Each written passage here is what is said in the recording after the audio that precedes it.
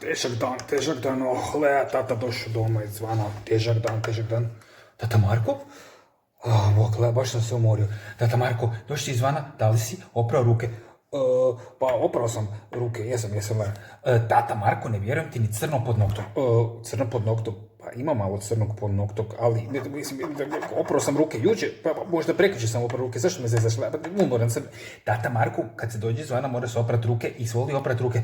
Joj, ne mogu sad opet ići prat ruke, nemam pojma di da opereš ruke. Pa tata Marko, tu imaš puno mjesta da operet ruke. Oj, niš ne vidim, Lea.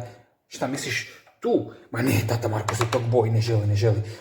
Ti ću oprat ruke, imam ideju, idem oprat ruke, idem van do Slonka, ali tata Marko, nemoj ići van, opet idem do Slonka, evo Slonko će mi oprat ruke, Slonko je moj prijatelj.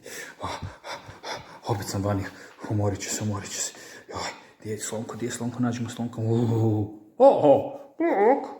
Bog, Slonko. Lea kaže da moram oprat ruke, jako su mi prljave, još ne mogu ni stat.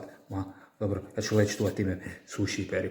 Dobro, ali samo ruke? Kažeš da ti uperim. Samo ruke. Samo ruke, Slonko ne zna samo malo špricati. Ali dobro, probat ću samo ruke. Ajde, ali samo ruke. Dobro, samo ruke. Evo me špricati. A rekao sam ti, ja sam se špricat. Ne samo ruke, cijeli si sad se opravo. Super. Sad moram opet doma. A dobro, sad su mi ruke čiste.